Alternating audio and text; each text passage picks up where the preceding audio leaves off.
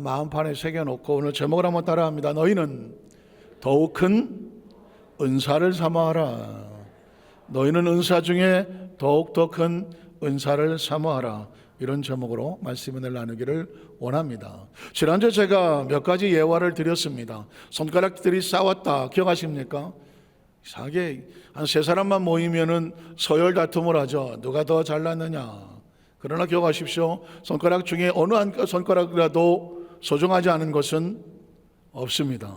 심지어 새끼손가락이라도 이게 없으면 이것도 못하고 이것도 못하고 물론 조커입니다마는 새끼손가락은 아주 중요합니다. 이게 있어야 약속을 합니다. 기억하시죠? 우리 몸의 모든 신체 기관 다 중요하죠. 다 중요합니다. 어느 기관인들 중요하지 않은 것은 없습니다. 심지어 날로 먹는 것 같은 이 입술, 입 가장 소중한 것이었다는 기억하십니까? 자, 이러한 맥락에서 제가 한번 드렸던 말씀 가운데 어느 개척회 시골의 작은 성전 안에서 성구들이 또 싸우니 희한하게 모이면 서열 싸움을 해요. 서열 싸움을 합니다. 개척회 안에서 성구들이 야 우리 교회에서 누가 제일 소중할 것 같아? 그러니까 일단 강대상이 또 제일 먼저 소리 내겠죠. 야 강대상이 있어야 말씀이 선포되고 강대상이 있어야 교회 같지 않냐? 하겠죠. 그러면 마이크가 뭐라고 말합니까? 말도 안 되는 소리. 강대상이 있어도 마이크 없으면 소리를 저쪽에 누가 전달하냐? 마이크는 마이크대로 자존심이 있는 거죠. 의자는 뭐라고 말합니까? 말도 안 돼. 의자가 없으면 성도가 앉을 자리가 있겠어? 성가대 찬양 또 마이크는 성가대 찬양 마이크가 중요하다. 가만히 또 한 소리 할 수밖에 없는 게 피아노죠. 피아노가 없으면 찬양하겠냐? 듣는 족족 다 중요한 말들입니다. 조명이 한마디 하고 요즘은 또 영상이 좋아서 영상 스크린이 한마디 하고 다 중요한 거예요. 그런데 옛날 시골 교회는 널판지 같은 것으로 모치를 해서 지붕을 해놓았습니다. 곳곳에 박혀있던 조그만 못들이 생각하니까 강대상처럼 내놓을 게 있나, 스피커처럼 소리를 지를 수가 있나, 피아노처럼 아름다운 선율이 있나, 그냥 저 구석에 처박혀있는 조그만 못들은 자기 존재 자체도 없는 겁니다. 그들은 생각합니다. 우리는 여기 박혀있나? 우리가 여기 박혀있는 것을 누가 알기나 할까? 성도들이 오다 가다 보면서 알아주기나 할까? 슬픈 거예요. 아무도 안 알아준다는 것, 저 구석에서 눈에 띄지도 않는다는 것, 깊이 처박혀서 그 고통의 무게를 홀로 견뎌야 된다는 것, 슬픈 일이죠. 그래서 이 조그만 못들이 눈물을 흘리기 시작합니다. 난 어떻게 이런 인생인가? 난 이렇게 저 구석에 처박혀서 아무도 안 알아주나? 아니 평생을 이 교회를 버티고 있는데 누구도 말 한마디 건너주지 않는 게 깊숙이 박혀있는 조그만 못들이거든요. 그래서 그는 눈물을 흘리죠. 여기저기 훌쩍거리는 소리가 납니다. 그리고 그 못들이 녹이 슬기 시작하죠. 녹이 슬면 그 나무가 헐고 그리고 여기저기 뚝뚝뚝 못들이 떨어지기 시작합니다. 스스로 아무 쓸모가 없다고 생각하고 스스로 자기 비하를 하니까 존재 자체가 그냥 그 자리를 뚝뚝 떨어 이탈할 수밖에 없습니다. 그날 밤에 큰 폭풍이 다가오고 장대 같은 비가 쏟아집니다. 풍랑이 다가왔을 때 그 파도가 울리치는 그 바닷가처럼 큰 폭풍우가 하늘을 뒤덮었을 때 바람에 천장에 있는 널빤지들이 지붕이 날아가 버리기 시작합니다. 못이 박아주질 않으니까 지붕이 다 날아가 버리고 맙니다.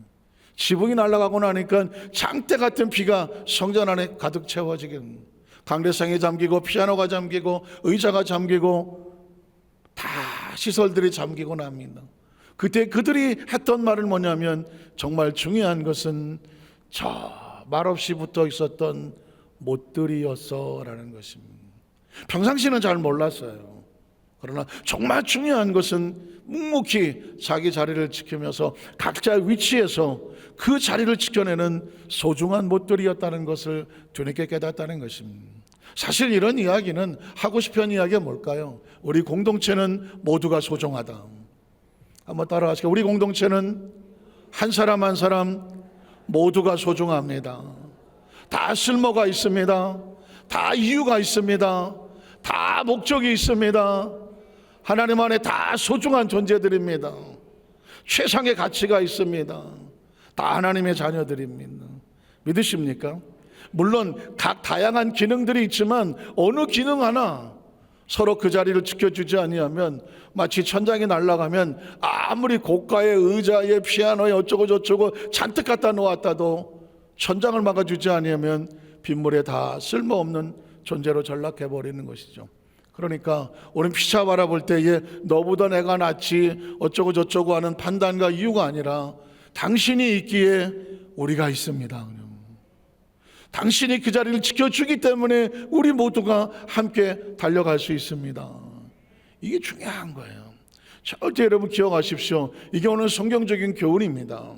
오늘 성경 속에 들어가면 고린도 12장 28절에 교회 사역자에 대해서 이렇게 말을 시작합니다. 하나님이, 가장 중요한 것은 하나님이란 단어가 빠지면 세상적인 조직입니다. 그런데 하나님이 하는 동안 우리는 하나님의 나라입니다. 한번 따라 하시죠. 하나님이. 교회 안에서 가장 중요한 단어는 하나님입니다. 그 하나님이 어디에? 교회 중에서. 교회가 무슨 뜻입니까? 교회는 굉장히 중요한 단어, 수도 없이 반복해도 지나치지 않아요. 교회는 보이는 교회와 보이지 않는 교회. 보이는 교회는 처치, 예배당이라고 말한다. 보이지 않는 교회는 에클레시아, 세상으로부터 부름받아서. 누가? 하나님께서 불러주셔서 세상으로 부름받아서 세상과 분리된, 우리는 세상 사람이 아닙니다.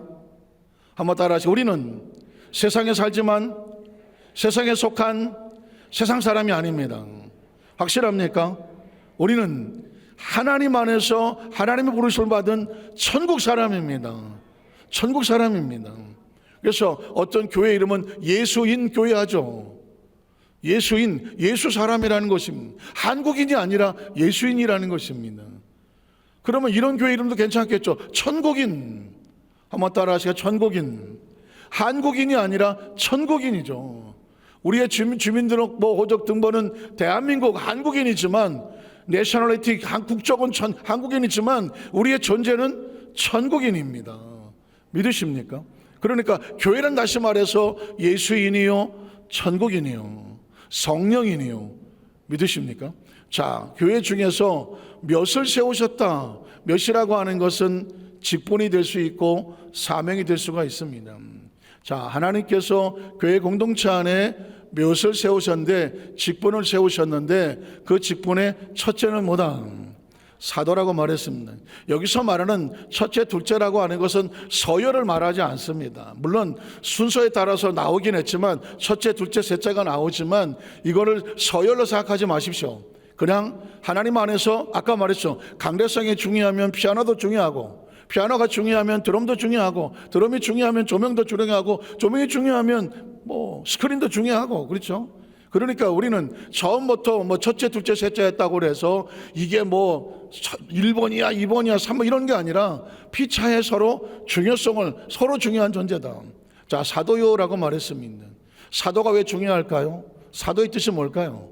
사도는 제일 먼저 예수 그리스도와 함께 동시대에 예수님의 제자로서 예수님도 직접 말씀을 듣고 보고 배웠으며, 예수님의 기적의 현장을 체험했으며, 예수의 고난을 보았으며, 그의 죽음을 보았으며, 그의 부활을 보셨으며, 그의 승천을 본 사람입니다. 그 12명에서 그래서 12명만 사도라고 말하는 겁니다. 물론 가룟 유다는 사도에서 탈락해버리고 마띠아가 새로 보완이 됐습니다. 어쨌든 12명의 사도입니다.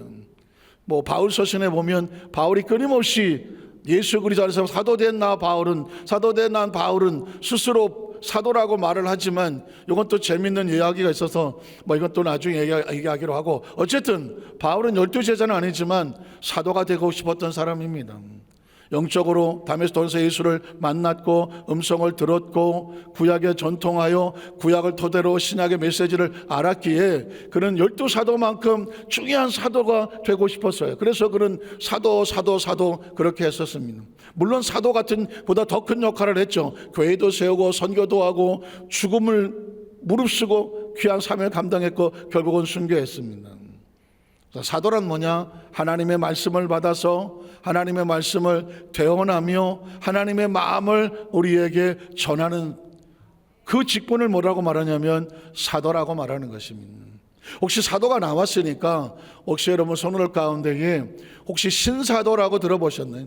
뉴 아포슬이라고 말하는 신사도 운동이라는 것이 있어요. 성도들은 아실 필요는 있어요. 자, 사도는 12사도를 제외하고 물론 바울 사도를 가로 열고 넣는다고 할지라도 이외의 사도를 우리는 인정하지 않습니다. 개신교에서 보수교단에서. 그런데 이 개신교단과 이단 사이에 중간에 어정지간하게 있는 곳에 신사도 운동이라는 것이 있습니다. 신사도 운동. 이 신사도 운동은 보수교단에서 이거 용납하기가 어려워요. 그런데 이 사람들은 지금도 이렇게 말합니다. 지금 시대에도 사도가 있다. 이렇게 말합니다. 왜? 자기들은 사도로 부르심을 받았다. 이렇게 말을 하면서 그 일종의 무슨 단체 같은 거죠. 자기들끼리 모여서 하면서 사도가 또 다음 사도에게 안수를 해서 사도를 전해준다. 사도 계승서를 말하기도 하고. 이 신사도 운동하는 사람들이. 그래서 보수교단하고는 전혀 다른 칼날을 가지고 있습니다. 혹시라도 누군가 신사도 운동하고 페이스북이나 이런 데 보면은 오늘날 시대에도 사도가 있는데 이것에 대해서 반대하는 사람들은 비성경적이다 그러면서 오히려 공격하는 분도 있어요. 혹시 이런 이단을 분별하실 때에 이 부분을 아시라고 사도란 단어가 나왔기 때문에 말씀을 드린 거죠. 자, 사도는 12사도 그리고 바울이 서신의 사도라고 말했기 때문에 그 부분은 조금 접어두더라도 바울 사도 포함 다른 사도는 없다. 이해가 되십니까? 자, 사도와 그리고 둘째는 선지자하여 그랬습니다. 이 선지자라는 단어도 굉장히 중요한 단어입니다. 구약시대에 선지자들이 있었습니다. 자, 구약시대에 기름 부은 사람을 세 종류가 있었죠. 왕이 있었고 구약시대의 왕은 제사장입니다. 그리고 선지자였습니다. 다윗은 왕이면서 제사장이고 그리고 선지자였습니다. 왜? 기름 부은 사람들은 왕과 선지자 그리고 제사장이었거든요. 그렇기 때문에 왕의 기름을 부어 세우는, 그래서 하나님이 다스리는 나라는 하나님의 기름을 부은 것입니다. 자, 그러면 제사장은 뭐 하는 사람이에요? 죄인이 왔을 때 제물을 가지고 오면 죄인의 머리에 손을 얹고 제물에 손을 얹고 하나님, 이 죄인이 회개하고 하나님 앞에 화목제물, 번제물, 속제물, 속건제물을 드립니다. 이 사람의 죄가 이 제물에 이양되고 이전되어져서 이 제물이 이 사람의 죄를 짊어지고 대신 제물로 제단에 올라가서 각을 뜨고 볼을 떠서 하나님 앞에 제물로 올려드립니다. 또 기억하십니까? 이 사람의 죄를 짊어지고 저 한 번 가면 돌아올 수 없는 광야에다가 던져버리는 그 양의 이름이 뭐예요? 제가 힌트로 아사르비아 기억하시나요? 뭐예요? 아사셀이라는 것입니다. 아사셀. 한번 따라하시죠. 아사셀입니다. 그러니까 나의 죄를 짊어지고 그 양이 됐던 염소가 되친 그 양이 저 광야에 던져가서 다시는 돌아오지 못하게. 이 이야기는 뭐냐면 우리의 죄가 용서받으면 그 죄가 다시 나를 주장하지 못해. 이게 제물이라는데 이 사명을 치고 제사 드린 사람이 제사장입니다. 그러니까 제사장은 누구든지 오더라도 정죄하지 않아요.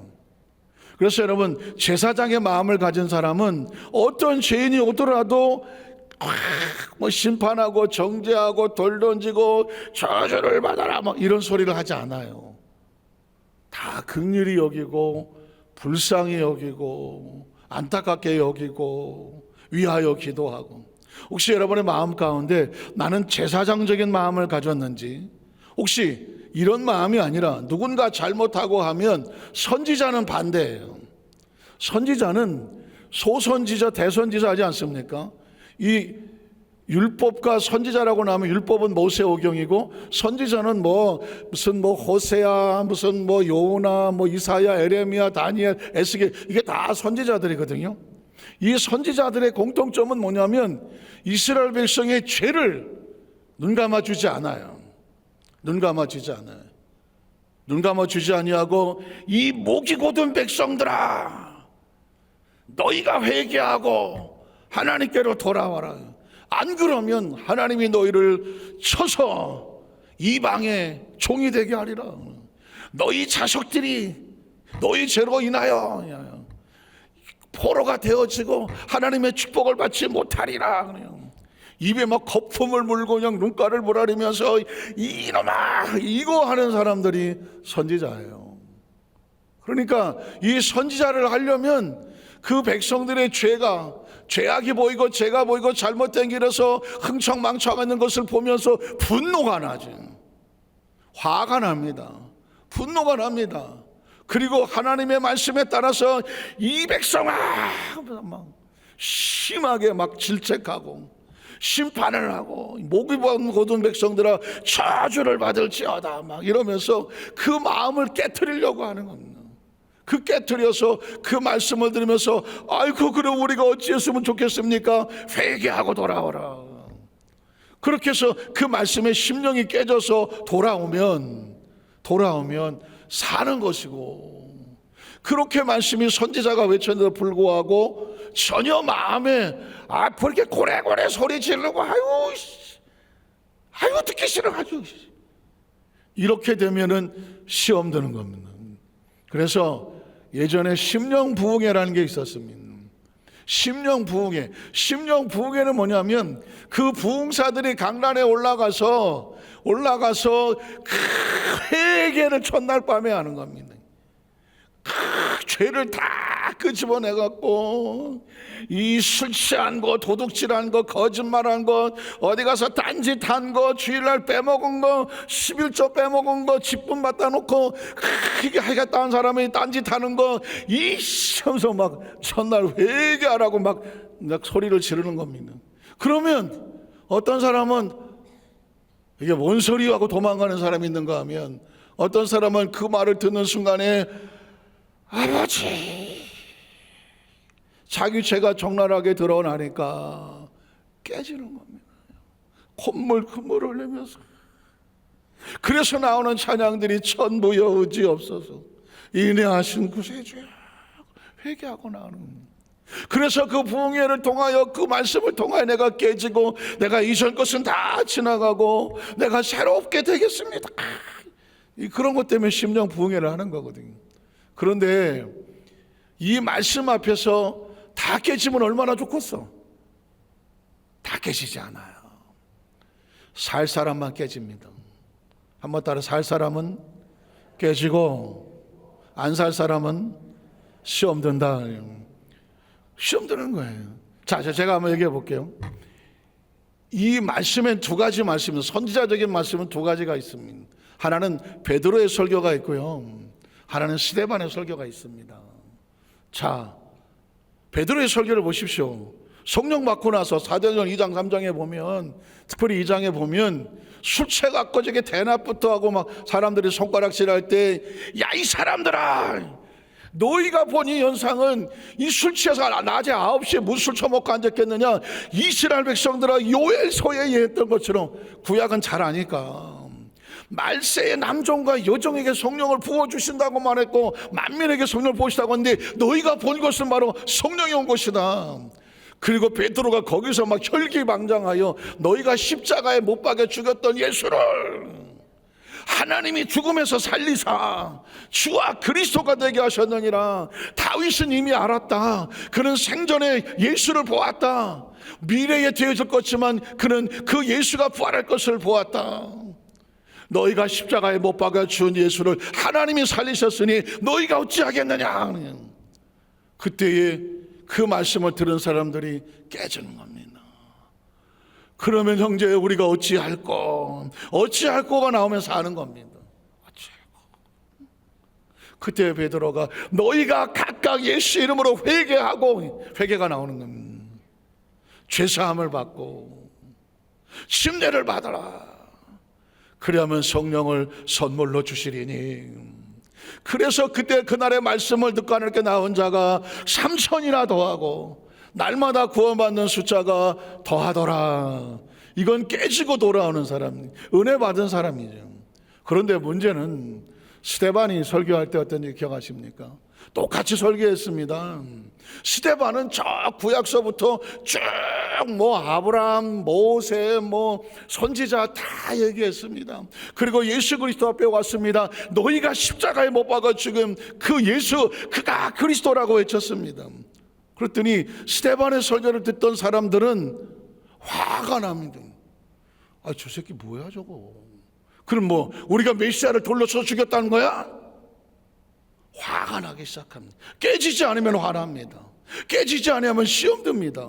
스데반의 설교를 듣고 사람들이 시험에 들었습니다. 저 사람 하는 얘기를 들어보니까 우리가 메시아를 죽였다는 거네. 말도 안 되는 소리하고 저시 죽여버리자. 그들이 다 돌을 들고 스데반을 쳐서 죽입니다. 스데반은 장렬하게 그 메시지를 선포하고 돌에 맞아 죽습니다. 그러니까 이 심령을 깨트려야 되는 선지자적인 설교는 상대를 깨트리든지 내가 맞아 죽든지 둘 중에 하나입니다. 깨트리든지 내가 깨지든지 둘 중에 하나예요. 그래서 이 선지자적인 사명은 사실은 어려운 겁니다. 구약시대 선지자들은 다 요절했습니다. 단명했습니다. 그러니까 복음을 들고 나가서 강팍한 심령을 나가여 목숨을 걸고 내가 복음을 전하겠다라고 하는 건 두 가지입니다. 상대를 깨트리든지 그들을 살리든지 아니면 그들에 의해서 내가 깨져서 장렬하게 순교하든지 이 각오로 가는 겁니다. 스데반은 복음을 전해놓고 자기가 돌에 맞아 장렬하게 전사합니다. 그렇다고 해서 비참한 채우는 없습니다. 그가 돌에 맞아 죽었으나 그가 얼굴을 쳐다보니 그의 얼굴에서 빛이 나더라는 것입니다. 영혼을 살리려고 하는 겁니다. 여러분 보십시오. 무병장수가 축복은 아닙니다. 무병장수했는데 뭐하고 살았냐고 물어보면 그냥 잘 먹고 잘 살았다고 하면 끝이요. 뭐가 없어.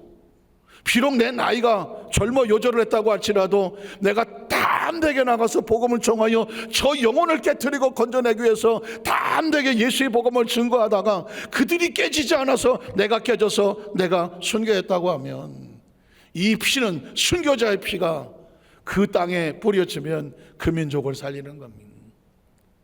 그 민족을 살리는 겁니다. 사실은 예수를 믿는다는 것은 낭만적인 이야기는 아닙니다. 아까 말씀드렸던 것처럼 평생 예수를 믿어도 그 마음에 사랑의 그림자 흔적 하나 없었다. 사랑이 없으면 아무 소용이 없고 아무것도 아니라는. 세상에 이것처럼 무서운 말이 어디 있습니까? 넌 아무것도 아니야. 이거부터 무서운 말은 없습니다. 오늘 사실은 뭐 제가 요쯤에서 말씀을 정리하겠습니다만은 오늘 교회 안에 이런 공동체 직분들이 나와요. 선지자라고 하는 단어를 그냥 뭐 그런 선지자가 있대라고 지나가기에는 선지자의 사명은 성경의 구약은 율법 아니면 선지자입니다. 율법은 규정이고 모세오경, 그리고 선지자는 규정대로 사는 사람에게는 하나님이 너희를 축복하시리라 축복을 선포하고 규정대로 살지 아니하면 이 저주가 있을 것이다. 이걸 선포해야 되는 사람, 뭐 할 각오를 하고 맞아 죽을 각오를 하고. 에레미야는 이 이야기를 하다가 시대들에 갇힙니다. 내가 정말 시대들에 갇히기 싫어서 말씀을 전하지 않으려고 했지만 내 심령이 불붙는 것 같아서 내가 말씀을 증거하지 않을 수 없다라고 말했습니다.